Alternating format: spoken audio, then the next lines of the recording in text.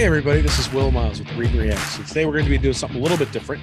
This is a Read and Reaction mailbag. We're going to be talking about win-loss expectations for the Gators in 2022, the impact of facilities improvements, fixing college football, at least my ideas for fixing college football, a Jags question for Nick, and then Brian Kelly's dancing. So you can submit mailbag questions over our Patreon. So one thing we're trying to do at Read and Reaction is get a little bit more interactive with you all of our readers. And that's why we started releasing audio versions of our articles on YouTube. It's why we've got commercial free and bonus content on that Patreon channel, and why you're reading this mailbag. So, every so often during the off season, we're going to be fielding questions from our Patreon subscribers. We're going to be writing and recording these mailbag articles. For as little as $2 a month, you can communicate directly with us. You can get our opinions on topics that matter to you.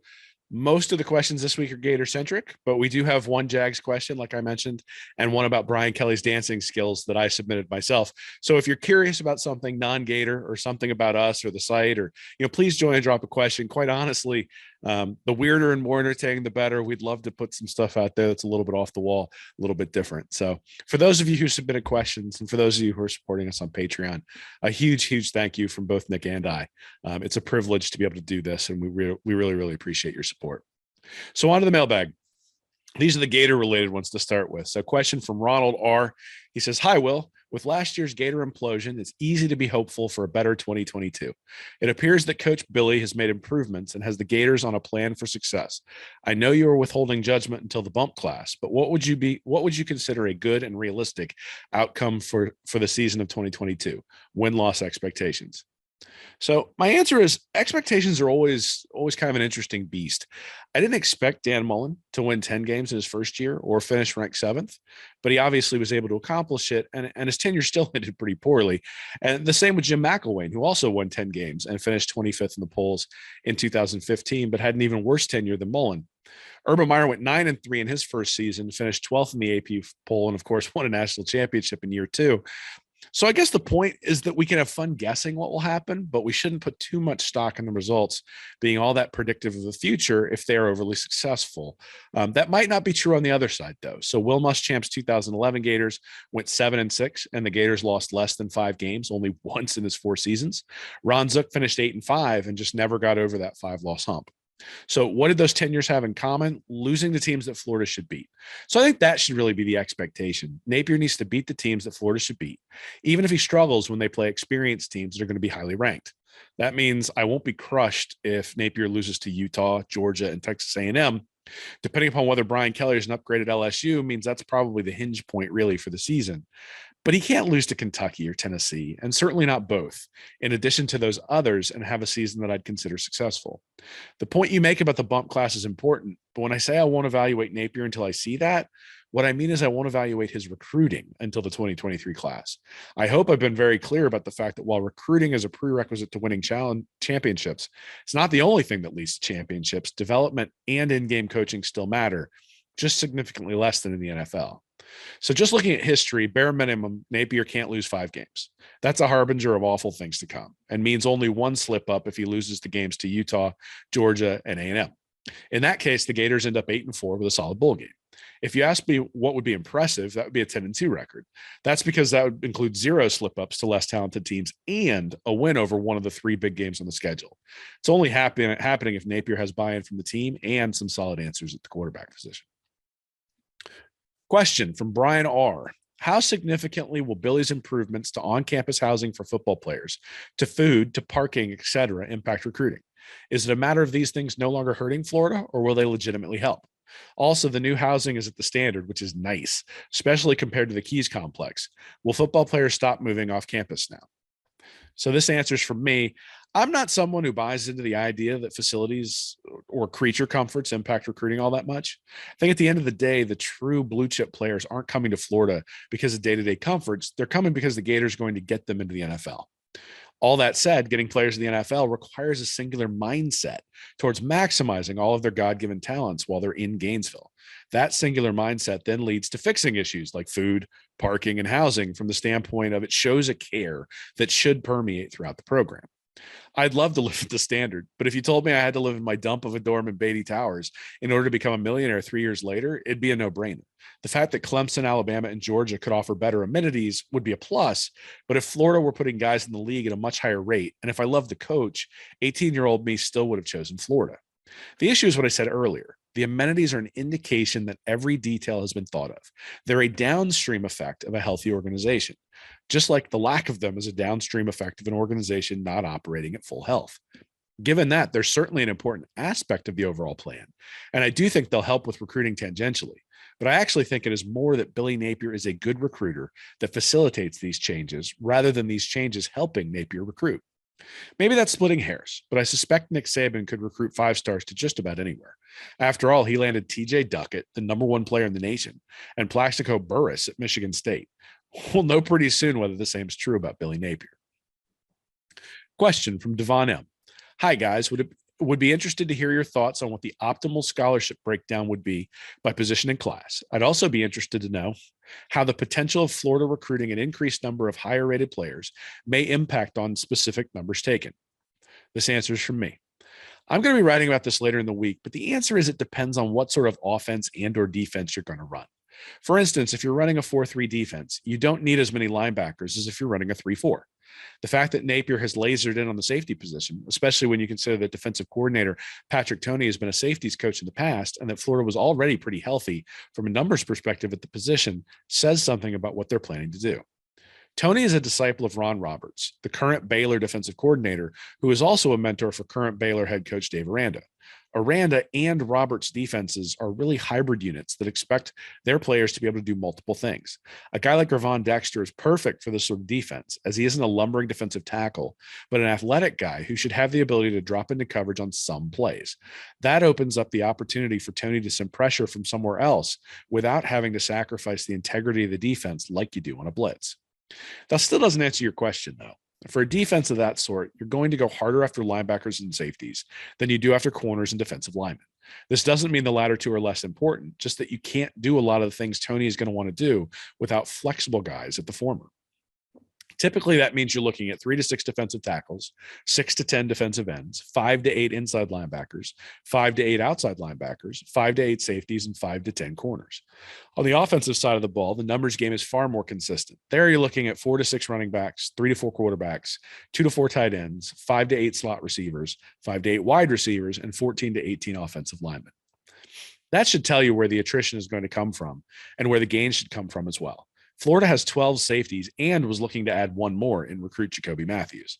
They only have 8 total linebackers, inside and outside, as well as 7 total wide receivers. They also have 6 quarterbacks. So even with the ranges I've given, you can see what's probably going to happen. If you have to sacrifice someone at the quarterback position for a high-level transfer, you should do it. We're going to see this as the spring portal season comes around and Florida looks to fill gaps left by the previous staff. Look to where Florida has extra people given traditional numbers counts, and that's where we're probably going to see attrition. Question, Devin M. Hi, guys. Another one from me. If you were able to reset college football and start from a blank canvas, what changes would you make and what would it look like? I ask because I really enjoy college football and have little to no interest in the NFL, besides knowing how many Gators get drafted and how they're doing in the league. I have heard the arguments for NIL and can understand why something of that nature may be required, but I also feel like it has continued the trend of making it feel more like the NFL to me. So this answer's for me. In my mind, the first thing we need to determine is whether college football is a business. I don't think that's the case for all levels of the game. For instance, the Ivy League made a decision years ago to not give out athletic scholarships and step away from the growth of college athletics. We can argue about whether that was a good or bad decision, but they made that decision. I think, though, that the size of the stadiums, the pride of the championships, being able to watch on TV are all things fans want. That means it's a business. So if I'm going to run a business, I'm going to have to set some rules.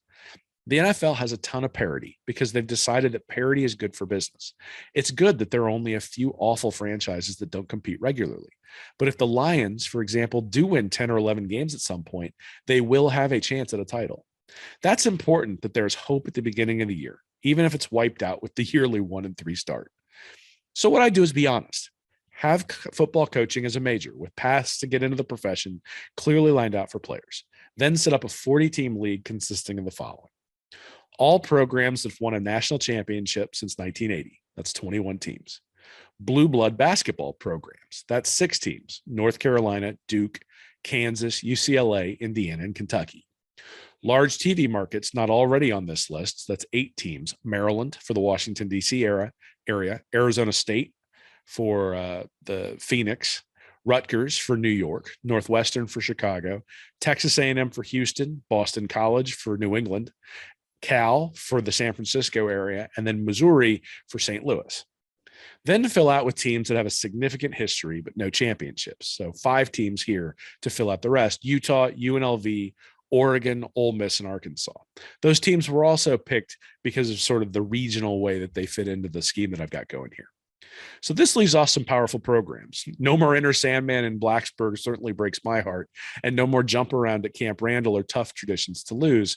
But look at the divisions this produces. So in the Pacific Division, you'd have Washington, Oregon, Cal, UCLA, USC, UNLV, Arizona State, Utah, BYU, and Colorado. In the South, you'd have Texas, Texas A&M, LSU, Arkansas, Oklahoma, Kansas, Nebraska, Missouri, Ole Miss, and Tennessee. In the Southeast, you'd have Miami, Florida, Florida State, Auburn, Alabama, Georgia Tech, Georgia, Clemson, North Carolina, and Duke. And in the Northeast, you'd have Boston College, Rutgers, Maryland, Penn State, Kentucky, Ohio State, Indiana, Notre Dame, Michigan, and Northwestern. Concerns about the sport being regional go away as there's a solid representation from different areas of the U.S. You can also compensate players appropriately because every game is going to drive revenue, both TV and gate.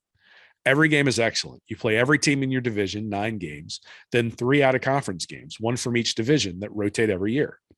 Because every team has a chance to win a championship, there's more parity in recruiting. That means that a 12-team tournament like the NFL had until this year makes sense. One loss doesn't eliminate anyone from contention, but conference victories would still be more important than out-of-conference games. Each of these conferences could compete independently in college basketball, allowing the NCAA tournament to continue as it does, but also ensuring that the college basketball blue bloods get to maintain that status. This will absolutely feel much more like the NFL. But let's be honest, for the past 40 years, nobody outside of this group has really competed for a championship. This is just being honest about it, maximizing revenue, making sure the games are always excellent, and hopefully reducing the recruiting advantage of the Alabamas of the world. It's probably a good thing I'm not the commissioner. This question's from Brian R. This is for Nick. Will the Jaguars be able to find an actual starting level wide receiver 1 this offseason, whether through the draft or free agency? It is fair to say some college receiver cores were actually better than what the Jags cobbled together for 2021. Or is it fair? Well, that's a question there at the end. So this is Nick's response. It's fair to say whatever you'd like about the Jaguars, Brian. It's difficult to get a real read on any offseason moves at the moment, seeing as the organization is currently deciding whether they should allow a first-time head coaching candidate to dictate who should be sitting in the GM's chair. The easy answer would be a strong no to the Jags finding an actual starting level wide receiver 1 this offseason. But let's pretend for this exercise that our Jags are somewhat competent. The single ray of hope for this franchise, which has often had none, rests on the development of Trevor Lawrence. We've pinned our hopes onto much lesser first-round quarterbacks, Blake, Blaine, and Byron. But unlike those frauds, we have real reason to believe that Lawrence hasn't come close to reaching his potential after being surrounded by a circus in his rookie year. Jacksonville needs to look north for their shining example. The Buffalo Bills have spent each offseason collecting talent around their young quarterback. The result? 35-plus passing touchdowns in years 3 and 4 after only 10 passing touchdowns in 12 games in Josh Allen's rookie year. Though most of the offensive talent surrounding Allen has been added through the draft, Davis, Knox, Singletary, and Moss, the Bills have done an excellent job of sprinkling in free agent talent, Beasley, Sanders, and 3 offensive line starters to create a high-flying offense. The biggest move was a 2020 trade, which yielded Buffalo a true number 1 wide receiver. Stephon Diggs was acquired from Minnesota for a 2020 first, 5th, and 6th round pick, along with a 4th rounder in 2021. Trading for a proven commodity is both the quickest and costliest way to acquire a top-level wide receiver. So before we go down that road, let's explore the free agent market and the draft. According to Spotrac.com, the top wideouts hitting free agency are Allen Robinson, Chris Godwin, Devontae Adams, Will Fuller, Jamison Crowder, Emmanuel Sanders, A.J. Green, Juju Smith-Schuster, Sammy Watkins, and Mike Williams. Odell is out there, but the Jags need a positive rebuild and shouldn't bother with a guy who will demand a trade in 2 years. A Robinson return to Jax would be popular among the fans. But like Godwin, do the Jags want to invest a ton of money into a guy who's dealt with a major knee injury? If you think that's harsh, think about Robinson's career to this point. He's been a good player on a lot of bad offenses. Not quite that clear-cut number one, but would be an excellent second option. The only true top-tier receiver in this free agency class is Adams. With uncertainty around Rodgers and Green Bay, it wouldn't surprise me to see Adams hit the market and leave, especially if Rodgers doesn't return. Since this will likely be his last big deal, he'll likely seek out a win-now type of situation, Kansas City, Buffalo, Tampa, etc., versus a rebuild. The rest of the free agency pool is uninspiring, though Mike Williams finally woke up in LA this year. Williams is a young player who could be interested in the partnering with a fellow Clemson grad. The pair missed each other by a year at Clemson, but could be a formidable connection on the pro level. But does Mike Williams, a disappointing first rounder outside of some positive production in a contract year, fit the bill as a true number one wide receiver? Nope. So the answer is likely not in free agency. Let's go to the draft. Top flight receivers can be drafted all over the board. Most experts agree the Jags are going to go with offensive tackle Evan Neal out of Alabama with the top pick in the draft, as they should. So the earliest they'd go with a receiver is in at the top of the second round. Drake London, USC, and Garrett Wilson, Ohio State, are almost certain to be gone by then. So that leaves us with Jamison Williams from Bama, Chris Olave, Ohio State, Treylon Burks, Arkansas, John Mechie, Bama, Jahan Dotson, Penn State, Sky Moore, Western Michigan, David Bell, Purdue, Justin Ross, Clemson, George Pickens, Georgia, and Wan'Dale Robinson, Kentucky. Some good names on that list, but did any jump out as a clear-cut number one for 2022? I'm a big fan of Olave, but he strikes me more as a number two at the pro level. Ross and Pickens are all wild cards. Each has excellent talent, but each has their question marks. Treylon Burks is someone I would seriously consider at the top of the second. He's 6'3", 225 pounds, and is dynamic enough to play inside or outside. Burks followed a 51 catch season in 2020 with a 66 reception, 11 touchdown campaign this past season. Burks looks to be a phenomenal talent, but the odds of him coming in year one, lighting up the league and being a true number one are slim. So the last option for a number one in 2022 would have to be a trade. Remember, we're operating under the hypothetical, however unrealistic that it may be, that Jax is being run with some competency, meaning the top pick in the draft would not be used to trade for a wide receiver. However, the Jags do possess 11 picks in the 2022 NFL draft, including 5 picks in the first round. Round 1, selection number 1. Round 2, selection number 33. Round 3, selection number 65. Round 3, selection number 70 from the Panthers in the C.J. Henderson trade. Round 4, selection number 102. Round 5, selection number 155 from the Vikings in the Yannick Ngakoue trade. Round 6, selection number 179. Round 6, selection number 187. Round 6, selection number 197. Round 6, selection number 198 from Steelers and Joe Schubert trade.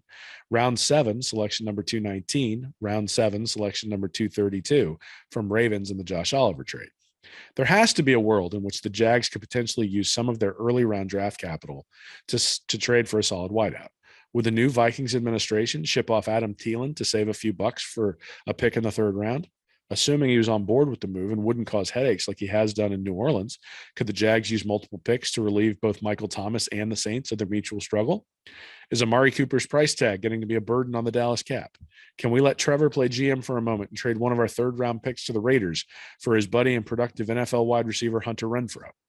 In terms of true number one production, Thomas would be the ceiling this offseason via trade, but it'd cost a lot of draft capital to get him, and the Jags still need all the help they can get.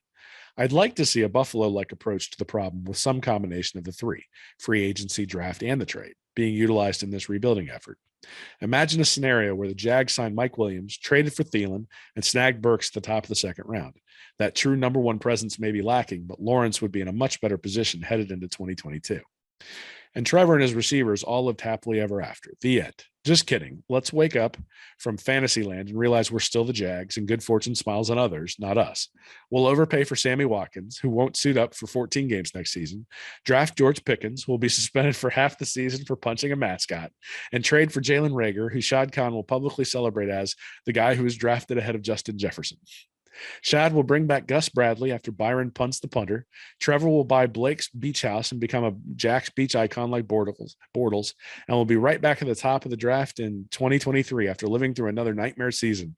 #DTWD. This is a question from Will in Philadelphia. Guys, did you see the recruiting video of Brian Kelly dancing with that LSU recruit this weekend? Is there any way that a 16, 17, or 18-year-old kid looks at that video and thinks, yeah, that's my coach? So this answer's from me. For those of you who haven't seen the video that this question is asking about, here you go. I advise you not to come over to the site to see it if you've seen this yet, because I didn't share this because it sheds any new light on the question. I shared it because if I have to see that monstrosity, so do you. Here's the deal. Brian Kelly is a comedian. In many ways, salespeople are forced to be, and that they can't possibly like everyone they come into contact with, yet they have to pretend in order to make the sale. This is how you end up with Kelly butchering a Southern accent in his first public appearance as LSU head coach, and then the ridicule accompanying this video. As someone who's pretty much, you see what you get, I'm a bit in awe of his ability to embrace this level of weird to get the job done. From the outside, this video makes us question whether he's a predator. But from the inside, this certainly proves to any player considering LSU that Kelly will bend over backwards to make them happy. We've all made bad purchases in our life that were facilitated by listening to a slick salesperson. I mean, Billy Mays apparently had a net worth north of $10 million when he died, built on selling OxyClean. Whether the OxyClean ever worked and whether Kelly is going to be able to fulfill the promises that he's making is yet to be determined. One thing we've learned, though, about the transfer portal thus far is that lower tier 4-star players don't really have a huge market unless they've played a lot. Elite prospects have a wide open market. Kelly's going to have a lot more of the latter than he had when he was at Notre Dame. I'm interested to see whether this approach works in the short term, but backfires when it comes to elite commits deciding to transfer. If nothing else, Nick and I had an argument about Brian Kelly on Stand Up and Holler recently, where he insisted that LSU finally had a quote unquote normal head coach after the Les Miles and Ed Orgeron eras. Pretty sure this video means I won that one, Nick. Thanks to everybody from our Patreon for submitting questions this week. Hopefully you enjoyed it, enjoyed a little bit of the tone, a little bit of the humor. And certainly if you go over there to patreon.com/readandreaction, submit questions to the next mailbag over there. And we would love to answer those really as often as you get the questions in. So the more questions we get, the more often we'll do this. It's a nice respite, especially during the off season, when you can get answers to what you want rather than necessarily us searching for things to write about. So thank you for all your support. We very much appreciate it. Hopefully these video recordings and the articles on the site are helpful to you. I know a lot of people have requested it. Certainly a lot of people are watching them. And so we're going to keep doing that so long as that's the case. We appreciate all your support, appreciate all your help. And, we use the funds that we get from Patreon. We're using the funds that we get from these videos and from the website to hopefully bring in new and exciting writers. So we've got something going up on Monday from Bill Sykes. Those of you who know him from Gators Breakdown know he's a recruiting nerd when it looks at the numbers. And so he's taken a look at the offensive line recruiting stats for Florida over really the past, last 11 or 12 years to sort of outline why Florida's had some struggles at that position. And I think it's a really interesting take. I think you really enjoy it. We can only do that because of the support that you all are giving us. So thank you again. We appreciate it. And, hopefully we get to do more of these throughout the off season. So thank you very much. Go Gators.